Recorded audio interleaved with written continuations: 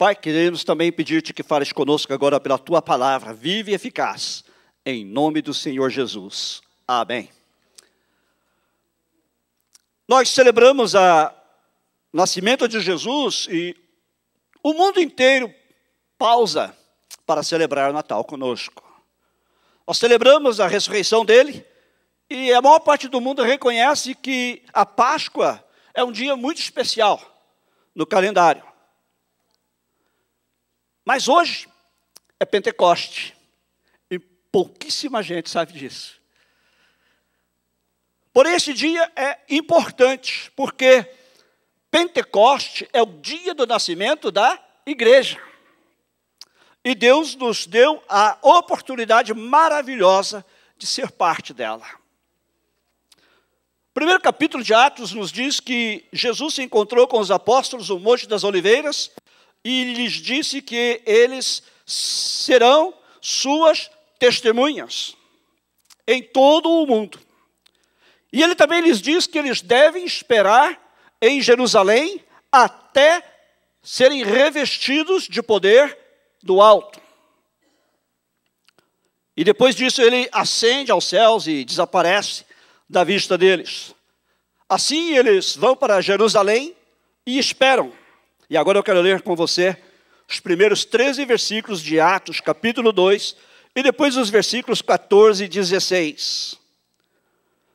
Chegando o dia de Pentecoste, estavam todos reunidos no mesmo lugar.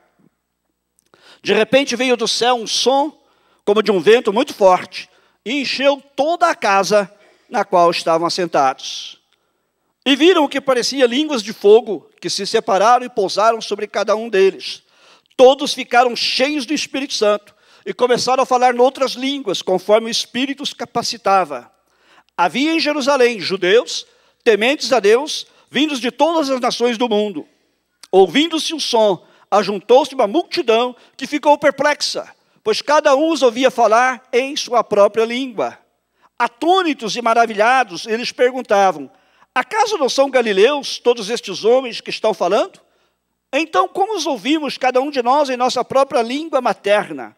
Partos, medos e elamitas, habitantes da Mesopotâmia, Judeia e Capadócia, do Ponto e da província da Ásia, Frígia e Panfilha, Egito e das partes da Líbia, próximas a Cirene, visitantes vindos de Roma, tanto judeus como convertidos ao judaísmo, cretenses e árabes. Nós os ouvimos declarar as maravilhas de Deus em nossa própria língua. Atônitos e perplexos, todos perguntavam uns aos outros: que significa isto? Alguns, todavia, zombavam deles e diziam: eles beberam vinho demais. No meio de todo este excitamento, o apóstolo Pedro se levanta e fala e atrai a atenção da multidão. Versículos 14 e 16. Então Pedro levantou-se com os 11 e em alta voz dirigiu-se à multidão: homens da Judéia e todos que vivem em Jerusalém, deixe-me explicar-lhes isto. Ouçam com atenção. Estes homens não estão bêbados, como você supõe. Ainda são 9 horas da manhã. Ao contrário, isto é o que foi predito pelo profeta Joel. E começando com essas palavras, ele pregou a eles a respeito de Jesus. Ele lhes disse: Jesus de Nazaré, estou lendo agora o versículo 22 e 24. Jesus de Nazaré foi aprovado por Deus diante de vocês por meio de milagres, maravilhas e sinais que Deus fez entre vocês por intermédio dele, como vocês mesmos sabem. E vocês, com a ajuda de homens perversos, o mataram, pregando-o na cruz. Mas Deus o ressuscitou dos mortos. E agora vamos ouvir também os versículos 36 a 41. Portanto, que todo Israel fique certo disto: esse Jesus, a quem vocês crucificaram, Deus o fez Senhor e Cristo. Quando ouviram isso, ficaram aflitos em seu coração e perguntaram a Pedro e aos outros apóstolos: irmãos, que faremos? Pedro respondeu: arrependam-se e cada um de vocês seja batizado em nome de Jesus Cristo para perdão dos seus pecados e receberão o dom do Espírito Santo. Pois a promessa é para vocês, para os seus filhos e para todos os que estão longe, para todos quanto o Senhor, o nosso Deus, chamar. Com muitas outras palavras os advertia e insistia com eles: salvem-se desta geração corrompida. Os que aceitaram a mensagem foram batizados e naquele dia houve um acréscimo de cerca de 3.000 pessoas. Amém. É interessante que algumas pessoas que estavam ali chegaram à conclusão de que os apóstolos estavam bêbados. Isso nos diz que havia realmente uma excitação, um entusiasmo e uma alegria que prevaleceram naquele dia, ao ponto de as pessoas olharem e pensarem: estão bêbados, tomaram vinho demais. Eu gosto da história daqueles 3 mineiros, não de Minas Gerais, tá? Que encontraram um rico veio de ouro da Califórnia, nos dias da corrida do ouro, aqui neste estado. E eles se deram conta de que haviam feito uma descoberta muito grande. E decidiram entre eles: olha, nós descobrimos algo realmente grande aqui. E nós não podemos contar para ninguém. E assim eles fizeram um voto de manter o segredo. Ainda bem que eram 3 mineiros, não 3 mineiras, né?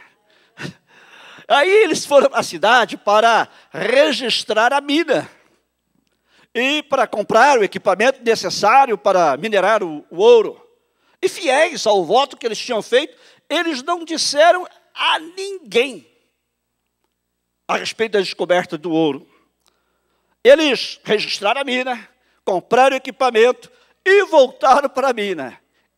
Para a surpresa deles, uma multidão foi atrás deles. E a razão é porque a expressão dos seus rostos os tinha atraído. Os rostos deles estavam brilhando em antecipação da riqueza que logo seria deles. As pessoas sabiam que eles tinham encontrado alguma coisa, porque estava patente no rosto deles que algo muito especial havia sido descoberto. E, portanto, a multidão seguiu até a mina. Uma vez também perguntaram a um orador motivacional, e agora vários deles, né, alguns os chamam de coaches, e perguntaram um desses oradores motivacionais: qual foi o seu discurso mais difícil? E ele respondeu: o discurso mais difícil que eu já fiz da minha vida foi numa convenção de coveiros. Porque o tópico que me foi dado foi: como manter uma aparência de tristeza quando você faz um enterro que custa $50.000. É difícil você conter a alegria que está no seu coração. É difícil você não deixar transparecer no seu rosto quando há alegria no seu interior. A própria Bíblia diz que o coração alegre aformoseia o rosto. E também tem uma outra história que Emma Baumbeck, e eu sempre estou falando dela aqui, né? Contou de um menininho que estava na igreja com a sua mãe. Esse menininho era um bom menino, quieto, bem comportado, igualzinho os nossos aqui. Né? Ele não causava problemas, mas de vez em quando ele se levantava do banco e olhava para trás e sorria para as pessoas que estavam atrás dele. E o sorriso dele era contagioso. E logo todo mundo que estava atrás dele começou a sorrir de volta para ele. Estava indo tudo muito bem, até que a mãe se deu conta do que ele estava fazendo. Quando ela percebeu o que o filho estava fazendo, ela o agarrou pela orelha, e eu me lembrei do meu pai, né? E puxou a orelha dele, mandou ele se sentar e se lembrar que ele estava na igreja. E ele começou a fungar, a chorar, e ela virou para ele e disse: assim é melhor. Gente, não é triste a ideia que algumas pessoas têm que quando a gente está na igreja, a gente está no lugar de tristeza. Quando você está na igreja, tem que estar carrancudo, com essa cara comprida que alguns de vocês estão aí. Não é? Que tem que ser coisa, tem que ser triste, que realmente não tem nada na igreja para trazer alegria às nossas vidas. Por isso eu até, de vez em quando as crianças começam a querer aqui, especialmente os pequeninos, hoje eu dei falta deles, a subir as escadas e as mães correm atrás, eu prefiro que não façam isso, deixem-nos. Desde que eles não estejam se machucando, ou não vão machucar ninguém, deixem-nos à vontade, é a hora deles se alegrarem, de estar na casa de Deus, como para nós também, é o momento de a gente se alegrar. Hoje eu gostei que a igreja estava bem alegre na hora do louvor, né? As pessoas espontaneamente batendo palmas, aplaudindo o Senhor, glorificando a Deus. Voltemos para o nosso texto. Pentecoste foi um evento único na história, quando a igreja nasceu. Eu quero compartilhar com você 3 coisas que nós aprendemos de Pentecoste. A primeira é que a igreja foi criada por Deus. A igreja é imortal. Antes da fundação do mundo, Deus já tinha a igreja em sua mente. E Ele prometeu que nem mesmo as portas do inferno prevaleceriam contra ela. Assim Jesus veio ao mundo e depois da sua morte, sepultamento e ressurreição, a igreja é formada. A igreja vem a existir no dia de Pentecoste. No texto que nós lemos, diz que os discípulos que tinham sido mandados por Jesus a esperar e orar em Jerusalém para que recebesse o poder do Espírito Santo, estão ali e de repente vem do céu um som como de um vento forte, de um vento veemente, enche a casa em que eles estão e eles são cheios do Espírito Santo. E assim nasce a igreja, com a vinda do Espírito Santo. Às vezes a gente age como se pensássemos que a igreja nasceu porque talvez o apóstolo Pedro convocou uma reunião dos apóstolos e disse para eles: olha, nós estamos aqui hoje para discutir se devemos ou não devemos começar uma igreja.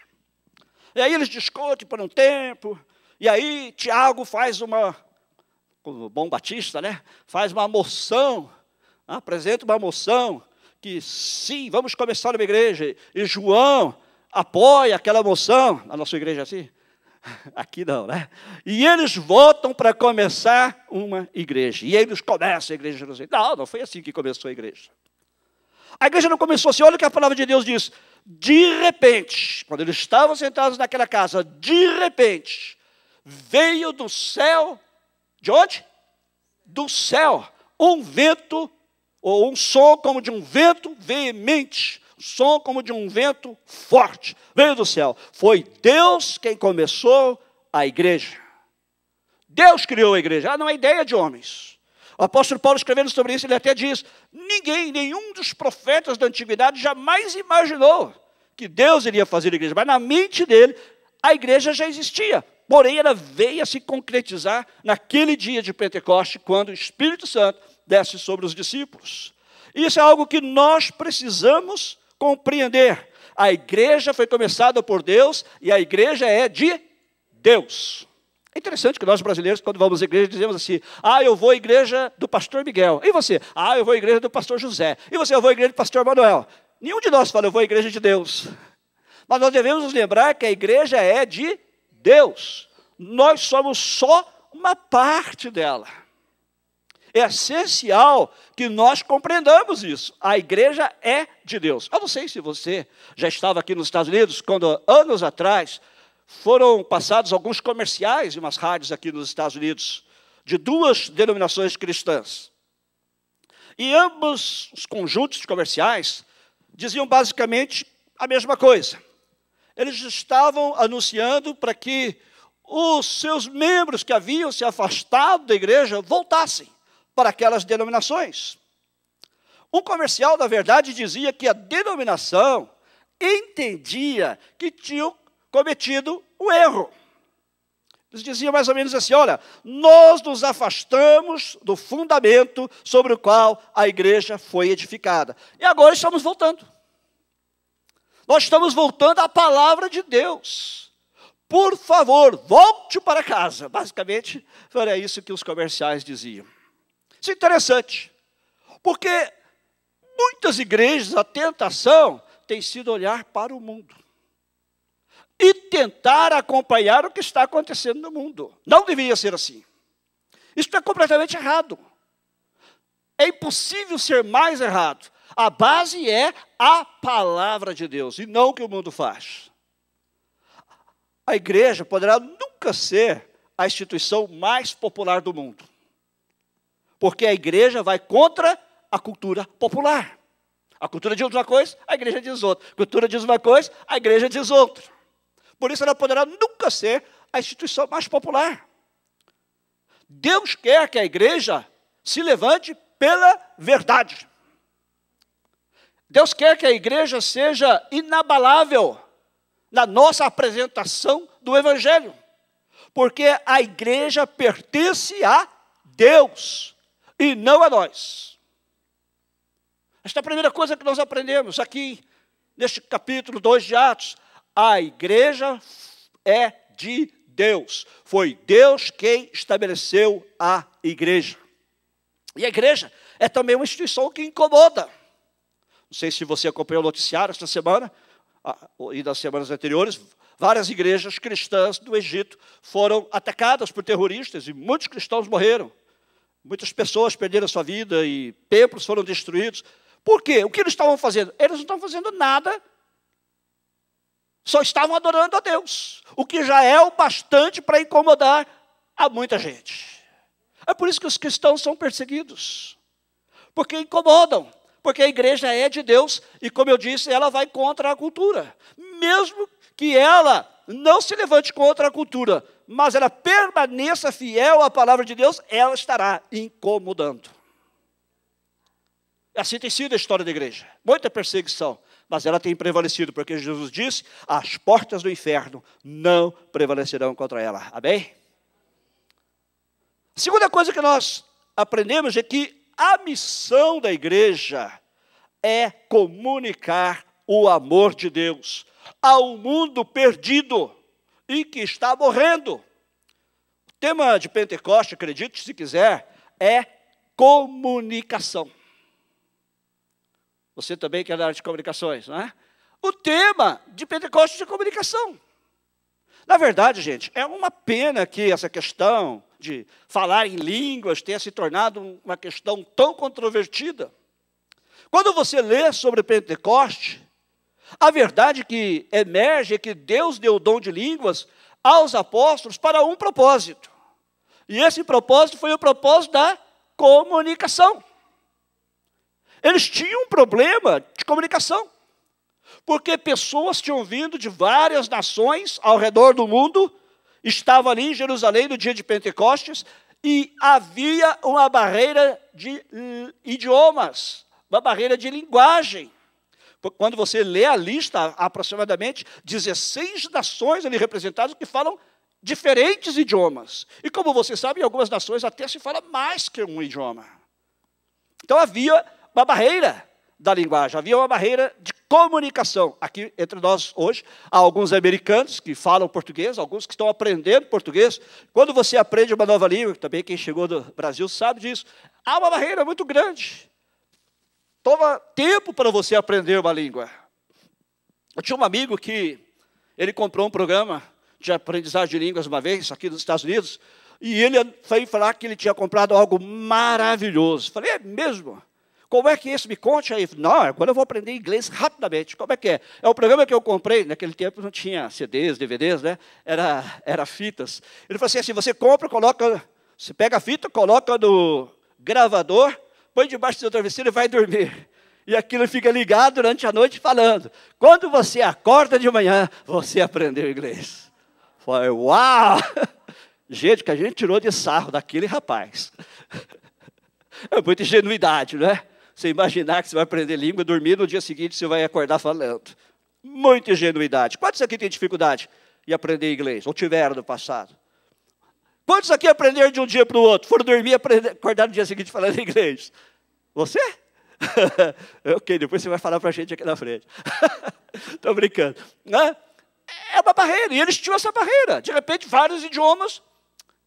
Não é? E como comunicar-se com aquelas pessoas? Agora, por que Deus queria que cada um deles ouvisse a mensagem em sua própria língua? Ele fez o milagre. Ele fez o milagre e ele deu aos apóstolos o dom de línguas. para que eles pudessem comunicar a sua mensagem para aquelas pessoas. A missão da igreja é comunicar a mensagem. Esta é a missão da igreja, comunicar a mensagem. Agora, se Deus quiser nos dar um milagre para fazer isso, glória a Deus. Mas você vê, na maioria das vezes, hoje nós temos que nos esforçar muito para comunicar a mensagem do Evangelho em outras línguas, né? Nós estamos traduzindo as Escrituras em diferentes línguas. Conheço ou sei de missionários que moram no Brasil há 20, 30 anos, em tribos brasileiras, para aprender o idioma e depois poder traduzir a Bíblia para aqueles idiomas. E nós estamos também tentando ganhar convertidos de vários países e depois enviá-los como missionários ao seu próprio povo. Mas o que quer que nós possamos fazer, devemos fazer. Porém, a missão nunca mudou. E no momento que você se torna um cristão, no momento que eu me torno um cristão, Deus nos comissiona para comunicar, para compartilhar esta mensagem simples com a nossa pequena seção do mundo. Há algumas pessoas que Deus chama e capacita, e eles aprendem outros idiomas e vão ministrar em outras partes do mundo, como o pastor Roy, que fala 3 idiomas fluentemente. Gostaria de falar como ele, fala português melhor que eu. Mas nós somos todos. Mas eu não posso talvez ir a outros países, outras nações, porque não falo os seus idiomas, mas eu fui chamado, fui comissionado por Deus para compartilhar esta mensagem na minha pequena seção do mundo, na parte do mundo onde eu moro. Fui chamado por Deus para compartilhar a mensagem a respeito de Jesus, onde eu vivo, onde eu trabalho, onde eu dirijo, onde eu como, onde eu estudo. Você já ouviu falar de Rocky Rolling Stewart, ok? Alguém aqui sabe quem é ele? Pessoal dos esportes, sabe quem é ele? Não. Quantos de vocês já assistiram a algum jogo de futebol americano, ou de basquete, ou algum outro esporte, na televisão, ou foram lá no estádio, e viram alguém levantando uma placa enorme, dizendo John 3:16, João 3:16. Quem já viu aqui? Hoje é muito comum, né? Nos esportes americanos, alguém levantar essa placa. Só diz isso, John 3:16, João 3:16. Foi esse camarada, Rocky Rolling Stewart, o nome dele na verdade era Rolling Stewart. Rocky foi o apelido que deram a ele, que começou essa prática. Como foi que aconteceu? Ele era um bêbado. Ele estava com a vida totalmente destruída. Ele era um alcoólatra. E ele se encontrou com Jesus. E ele aceitou Jesus como seu salvador. Se tornou cristão e Deus o libertou do alcoolismo. Um dia, ele teve uma ideia súbita de que talvez se ele pudesse entrar num grande evento esportivo de massas, ele poderia comunicar a mensagem do Evangelho de uma maneira bem simples. Ele iria fazer uma placa grande, escrever João 3:16 e ia levantá-la para que pessoas pudessem ver aquele texto de João 3:16. Só diz isso, João 3:16. Quem sabe, pessoal, milhares de pessoas vão ver, quem sabe até milhões. Assim, por vários anos, o Rocky Rolling Stewart e sua esposa Margaret e um amigo chamado William James viveram uma vida bem espartana. Eles viajavam em média 55 mil milhas por ano, numa van quebrada, velha. E onde eles falavam, eles coletavam o dinheiro que as pessoas lhes davam e usavam esse dinheiro para comprar entradas para os eventos esportivos de massa. E ali eles podiam então estender um lençol, dizendo João 3:16. E por isso é que você ainda vê várias pessoas depois se inspiraram neles e começaram a fazer a mesma coisa. Inclusive uma moça da nossa igreja, de Ellie, lá da nossa congregação, de Wildomar. Ela luta jiu-jitsu, e ela é boa, viu, gente? Ela me mostrou uma luta dela que ela ganhou em 17 segundos. Já ganhou alguma assim, Michael? 17 segundos. Vocês podiam lutar com ela um dia, viu, turma aí do jiu-jitsu? A menina é muito boa de luta. Em 17 segundos, ela travou o adversário. E ela teve uma ideia, inspirada nisso. ela colocou no seu kimono, porque haveria muitos japoneses, ela também é descendente de japoneses. Então ela colocou no seu kimono, John 3:16, porque ela percebeu que em alguns esportes, quando as pessoas assistem e veem John 3:16, no dia seguinte você vai na internet, e o texto mais procurado na internet qual é? João 3:16. Todo mundo quer saber o que é. E assim milhões de pessoas, imagino, por causa deste homem, começaram a buscar o que era João 3:16, foram na internet, foram em outros lugares de procurar e descobriram que João 3:16 diz: porque Deus amou o mundo de tal maneira que deu seu Filho unigênito, para que todo aquele que nele crê não pereça, mas tenha a vida eterna. Uau! Agora, essa pode não ser a sua praia. Pode não ser a sua praia, mas o ponto aqui é que aqui está um homem que ouviu o mandamento de Deus de dizer ao mundo, de falar ao mundo sobre Jesus, não é? Quando você e eu somos salvos pelo sangue de Jesus e acrescentados à família de Deus, Deus espera que nós façamos o melhor que pudermos para comunicar essa mensagem ao mundo que está perdido e perecendo. Essa é a missão da igreja.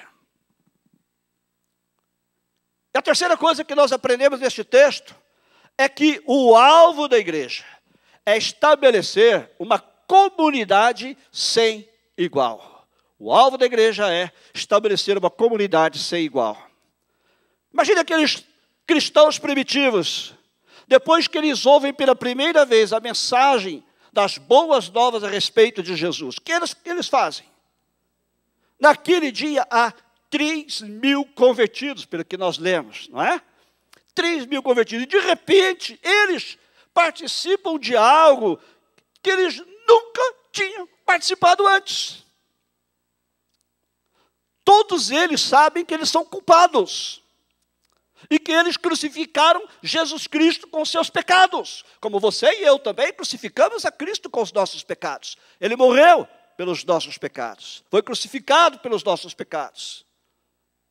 Mas eles se arrependeram dos seus pecados. E eles foram batizados. Eles foram redimidos. E eles receberam o dom do Espírito Santo.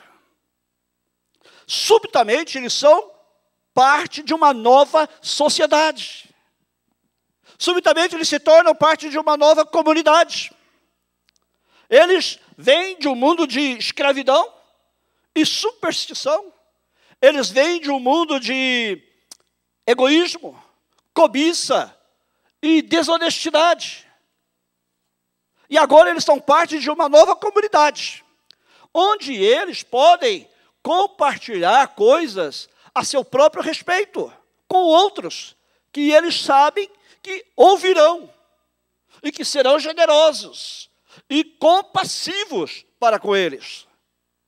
De repente, uma nova atmosfera prevaleceu, porque aqui estavam 3.000 pessoas transformadas por Deus. Pessoas a quem Deus tinha feito diferentes e novas. E, para usar a linguagem bíblica, 3.000 pessoas que tinham nascido de novo. Não é de admirar que logo esse número cresce para 5.000. E logo depois para mais, à medida que as multidões vão se agregando àquela igreja que se espalha através de toda Jerusalém. Mais e mais pessoas são atraídas a eles. Porque era algo diferente de tudo que já havia sido visto no mundo.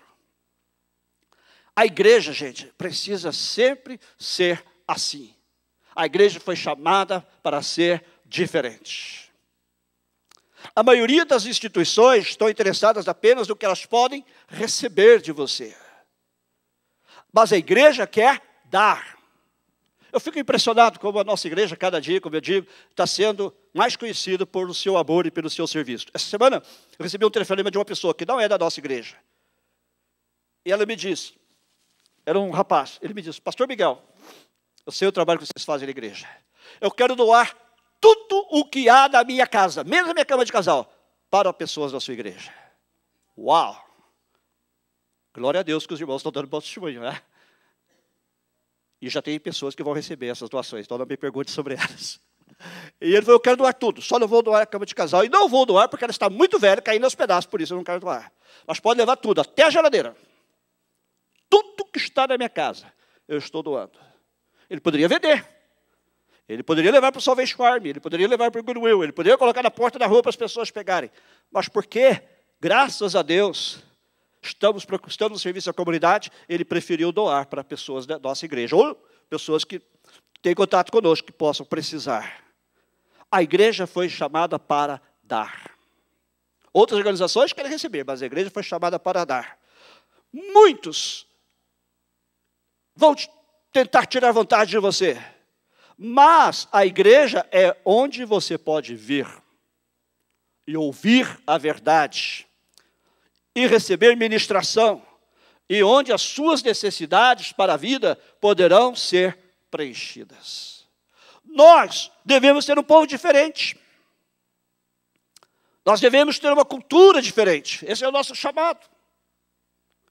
Devemos e fomos chamados para ser um oásis. Eu até me lembrei daquele cântico, né, que às vezes cantamos aqui. Nós somos chamados para ser um oásis no meio do deserto. Nós somos chamados para ser uma árvore frondosa num dia de verão. Nós somos chamados para ser um copo de água fresca para alguém que tem sede. Nós fomos chamados para ser um lugar onde você pode vir e saber que você não será rejeitado. Um lugar em que você será aceito,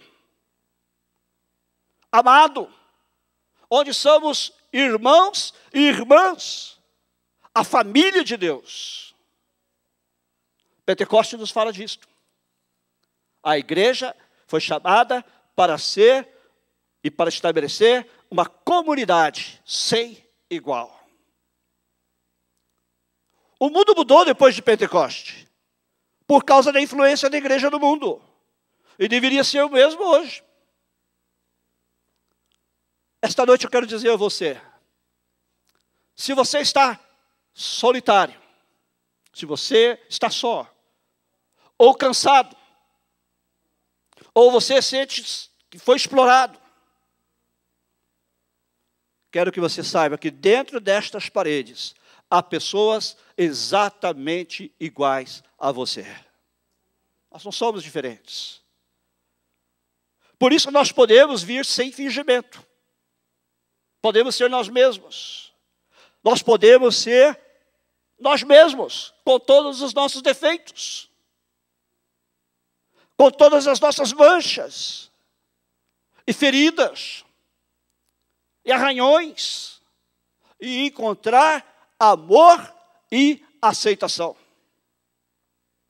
Porque é isso o que a igreja é, a família de Deus. Nesta noite, nós queremos convidar você para ser parte dessa comunidade. Recebendo, se você ainda não o fez, a Jesus Cristo como seu Senhor e Salvador. Esta é a porta de entrada na comunidade. Jesus, Ele diz, eu sou a porta. Quem entrar por mim, entrará e sairá e achará pastagens. Quero que você incline sua cabeça por um instante. E quero que você se faça esta pergunta. Eu sou parte desta comunidade que Deus estabeleceu? A igreja que é de Deus? A igreja cuja missão é compartilhar as novas a respeito de Jesus Cristo? Eu sou parte desta comunidade que foi chamada para ser diferente? Eu quero deixar claro que esta comunidade não é uma comunidade de gente perfeita, não. É uma comunidade de gente que foi ferida, mas foi e está sendo curada para abençoar a outros. E se você gostaria de fazer parte, o caminho, a porta de entrada, o ticket, por assim dizer, é Jesus Cristo. Eu quero convidar você, se você ainda não fez essa decisão, onde você está, convide Jesus Cristo para entrar na sua vida e ser o seu Senhor e Salvador. E se você deseja fazer, onde você está, levante a sua mão. Diga, eu quero Jesus na minha vida. Quero entregar minha vida a Ele. Quero que isto seja uma realidade da minha vida também. Se alguém, levante a sua mão, nós queremos orar com você. Mas agora eu quero fazer algo diferente também. Pode olhar para mim agora. Eu disse que a igreja é um lugar de gente como você. A gente também chega aqui às vezes cansado, abatido, ferido, mas aqui é um lugar de cura. Há pessoas que olham para a igreja e acham que a igreja é um lugar de gente perfeito. Não, não é. Perfeito é o céu. A igreja é lugar para gente pecadora. Ser salva, ser curada, ser transformada. Eu não sei como você chegou aqui nesta noite, quais são os fardos que você está levando. Mas aqui é o lugar da cura, porque o Senhor está presente aqui. E se nesta noite você chegou aqui e gostaria de receber oração, vou pedir que todos se coloquem em pé. Nós vamos orar por você. E se você deseja receber cura, libertação, salvação, transformação, lembre-se de que nós também somos pessoas que já foram feridas. Mas como eu disse, fomos ou estamos sendo curados. Mas não somos nós quem cura, é o nosso Senhor. E Ele está aqui para te abençoar nesta noite. E se você deseja que eu gostaria de convidar você a vir aqui à frente, nós vamos orar juntos. Não sei qual é a sua necessidade. Mas eu quero que você se sinta à vontade para que nós possamos orar por você. E orar uns pelos outros. Vem aqui à frente, nós vamos orar. Você me diz, nós somos uma família. Olha, essa menina que está vindo aqui, ela quase morreu. Aqueles que são da igreja sabem. Na hora que ela mais precisou, quem estava lá para apoiá-la? Para orar com ela, chorar com ela, amá-la? A igreja. A igreja não são essas 4 paredes, é a comunidade, somos nós. Jaqueline, fica aqui com ela, por favor. Aqui é lugar de cura, como eu falei, lugar de transformação. Se você deseja, se tem qualquer necessidade. Eu disse que a igreja também é o lugar onde as suas necessidades são preenchidas. Vem aqui, nós vamos orar agora com você. Pai, essas pessoas estão aqui à frente, e também outros que não vieram. São pessoas que precisam de um toque especial do Senhor nesta noite. São pessoas que nesta noite querem deixar na cruz tudo que lhes aconteceu. Os problemas, as lutas, as enfermidades, o pecado, passado. Querem deixar da cruz e começar uma nova caminhada contigo. Por isso estende agora a tua mão, Senhor, para abençoar, Senhor, a cada uma delas que está aqui. Estende a tua mão, Senhor, para curar, para transformar, para trocar o fardo pelo teu fardo, para trocar o jugo pelo teu jugo, que é leve, que é suave. Obrigado, Senhor, pelo que tu fizeste na vida da Mártire, Senhor. E ela está aqui mais uma vez, rededicando sua vida a ti, expressando o seu desejo de te servir integralmente, Senhor. Nós oramos por ela agora, para que a tua graça seja derramada abundantemente sobre sua vida, para que o teu bálsamo penetre, Senhor, as profundezas do seu corpo, as partes do seu corpo que foram atingidas por aquela enfermidade. Ela já está curada para a tua glória, Senhor. Mas ela está naquele processo de recuperação. Nós te pedimos, Senhor, que o teu bálsamo agora se estenda. Cada parte do corpo da Marjorie, trazendo cura, trazendo, Senhor, libertação. Trazendo, Senhor, a reintegralidade dos órgãos do seu corpo, Pai. E também, sobretudo, manifesta a tua graça, o teu amor e o poder do teu Espírito Santo sobre ela. Em nome de Jesus, Pai. Também, Senhor, tua serva está diante de ti nesta noite. Tu conheces as suas necessidades e te pedimos que tu manifestes a tua graça, o teu amor na sua vida, Pai. Deus, que ela possa sair daqui diferente como ela entrou nesta noite. Te conhecendo mais, te amando mais, sendo transformada, sendo libertada e tocada por ti, Senhor, nas suas necessidades. Deus, também oro pela tua serva que está aqui e está para fazer uma decisão também. Guia pelo teu Espírito Santo também. Que hoje ela possa deixar sua cruz, seu futuro, seus fardos, suas decisões, tudo aos pés da cruz de Jesus. Manifesta a tua graça e o teu amor. Também há outras pessoas que não vieram à frente por algum motivo, Senhor. Acho que também precisam da tua graça, precisam do teu amor. Ó Deus, manifesta a tua graça a todos que estão neste auditório, todos que estão neste santuário nesta noite. Em nome de Jesus, Pai.